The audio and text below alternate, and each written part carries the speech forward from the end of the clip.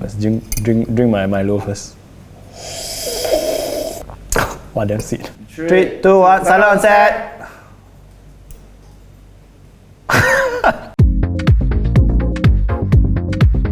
Hey, it's Rory with searchinshot.com. Good morning. I know it's not like super often that we shoot in the morning, but today is a special day because we have a new phone. It's the brand new Poco M3. You know, Poco is very famous for being the really awesome Pang Lang Jang. I don't know how you're gonna translate that, but it's like cheap and good. Bang for buck device. They made waves with the Poco X3 NFC, and now, as we wrap the year up, they have another brand new smartphone. I'm going to show it to all the cameras. It's the Poco M3. So as of the time of this recording, this phone hasn't launched yet. So this is a bit of like pre-production stuff, I think. But they've sent out the phone for us to check out beforehand.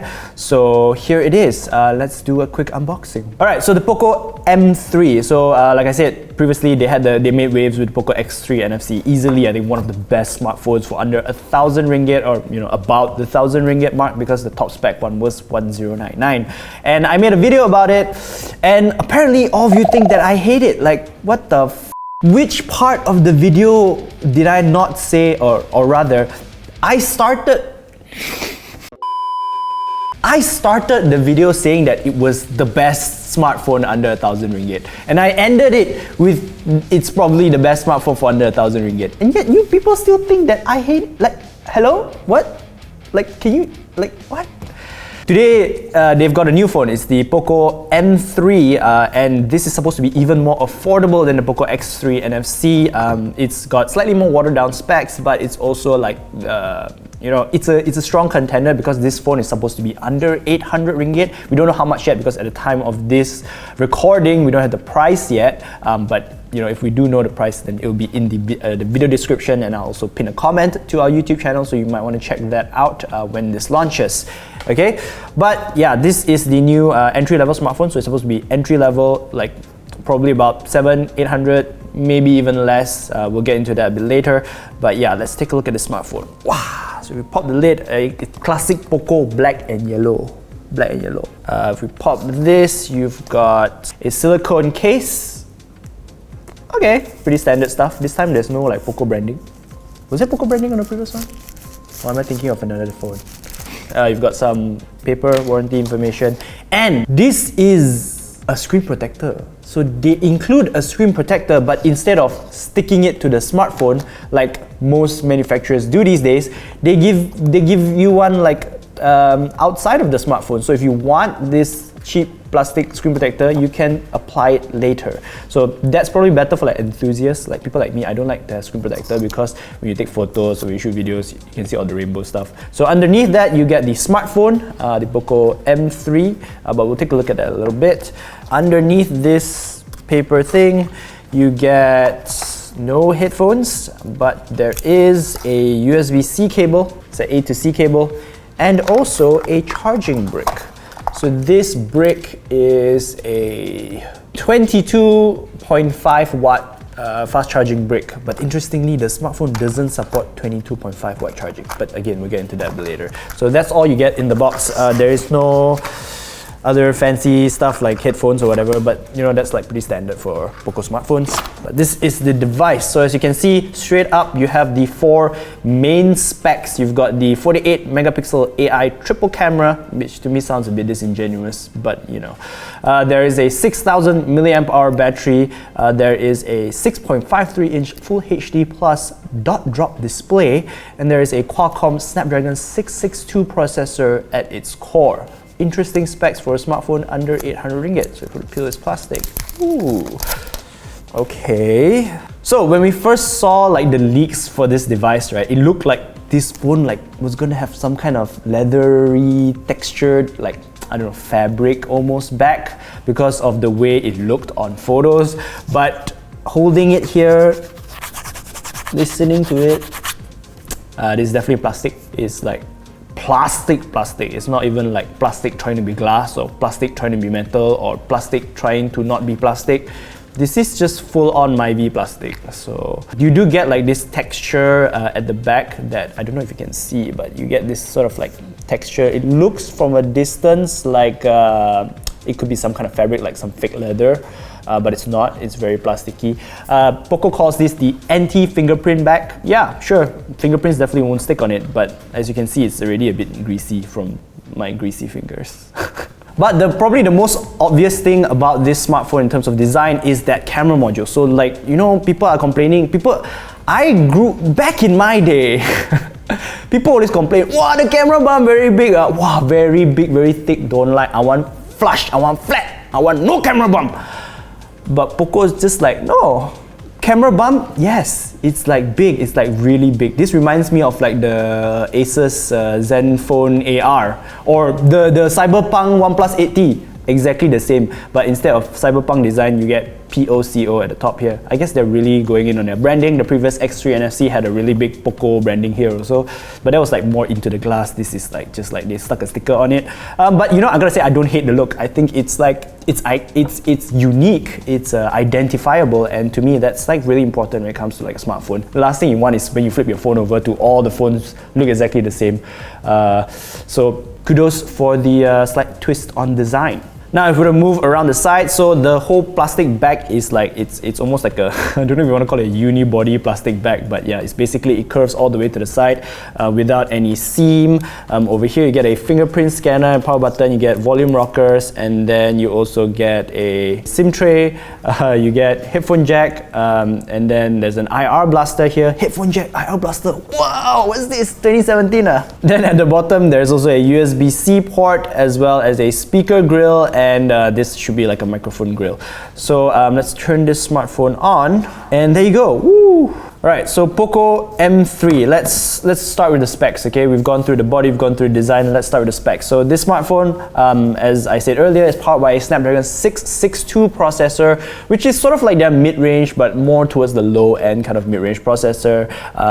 It is not going to be like a 720 or a 765, that kind of level. It's like one tier below that.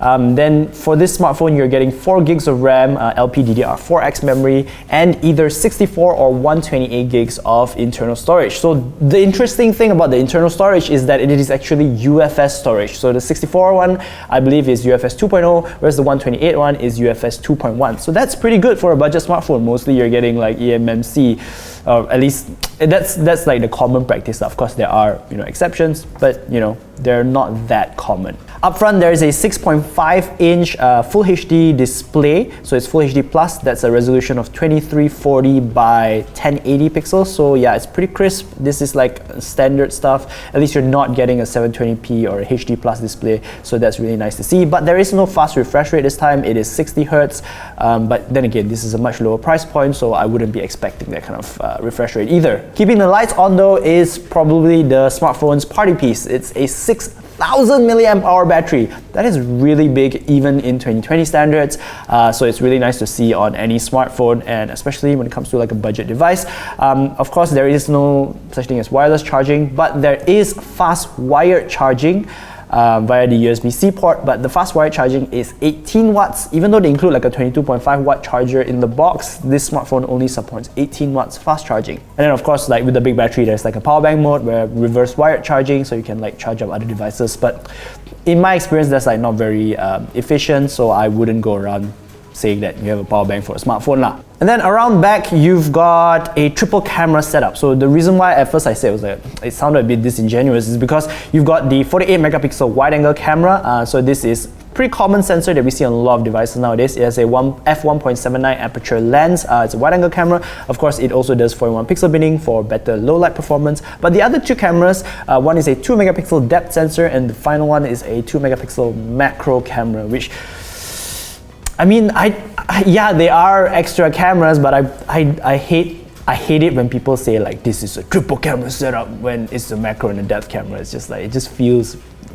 a bit wrong, because most of the time you're going to be using your ultra wide anyway, and the resolution on the macro camera is so low that like, why would you even bother with it? Like, why? Up front though, there is an 8 megapixel selfie shooter that lives in this little cutout.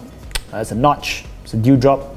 I don't know what else you want to call it, but yeah, it's there. It's not a punch hole display, unfortunately. So if you like that and you don't like the little like V-shaped teardrop notch, then you won't like this one.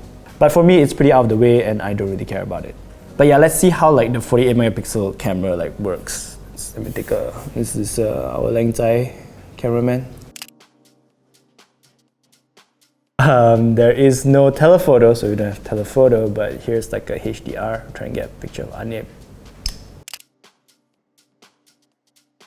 And then let's do a selfie too. Let's do a selfie.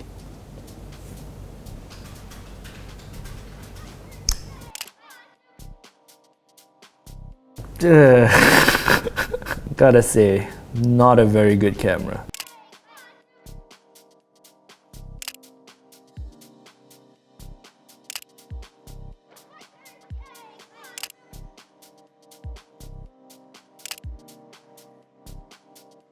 The main camera is pretty, like it's okay, like it's what you expect from this kind of price point, but the selfie camera is like really bad, considering like we have this gorgeous lighting setup here, and I still look like a zombie.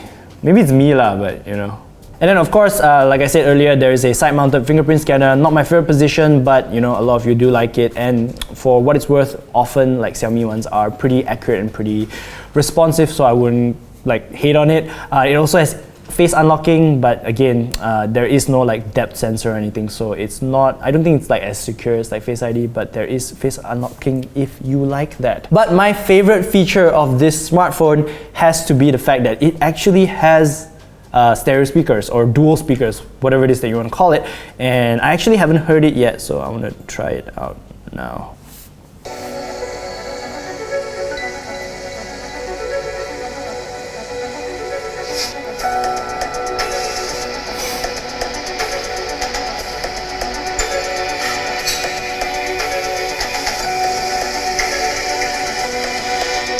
On the surface, this looks like a clear-cut victory for Team OnePlus, but having used both of these smartphones for about a week, I have to say that it's not quite that simple. You see, while I agree that the OnePlus 8T has the better value on paper, I also... Okay, this is not bad actually. It's not super loud and it's clearly biased towards the bottom firing speaker. But I think in general, yeah, this is pretty good for like an affordable smartphone. Good job. But yeah, that's pretty much all you need to know, or all we know right now of the Poco M3 smartphone. So it's entry-level smartphone, and being entry-level, the most important thing about this device is probably going to be the price. So we don't know how much it's going to cost right now, but like I said, if we do know, you know, it'll be in the video description, it'll be in the comments below. I'll leave a pinned comment, but it's also very important that we discuss like how much. So less than 800. Okay, so you have like, it's quite a competitive market down there. I think we were talking about in the office, and I think for this phone to be really competitive, it should be priced at about like 599 or 699 ringgit. Like that would be like a pretty sweet spot, because there are two variants. If you get both, the entry level,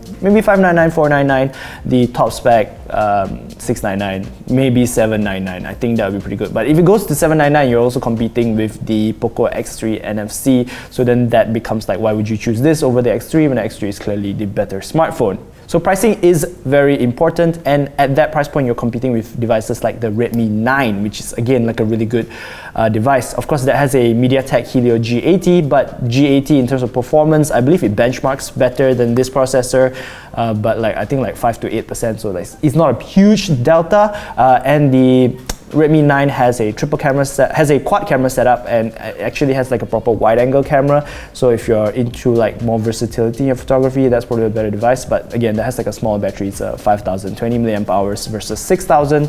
So this is still like the battery king. It'll be interesting to see how much this is priced, and from there, you know, will this be like the next like big smartphone? I don't think so personally, because like just using it, the experience is like quite different from like an X3 NFC. Like an X3 NFC, I could say that you're getting like maybe 90% of the performance for like a affordable flagship, or even maybe like a really good premium mid-range device. This one, it feels entry level, and it should, because again, it's an entry level device, so again, it's not a rag, but you know, I would probably, depending on the price, I would probably still say that the sweet spot is still the X3 NFC. I always recommend like about 1,000 ringgit if you're buying an affordable smartphone. But this could be another option, like I said, for the more budget conscious of you. So what do you think of the Poco M3? Do you think this will be the next device for you? What do you think of the price? let me know all your thoughts in the comments section below.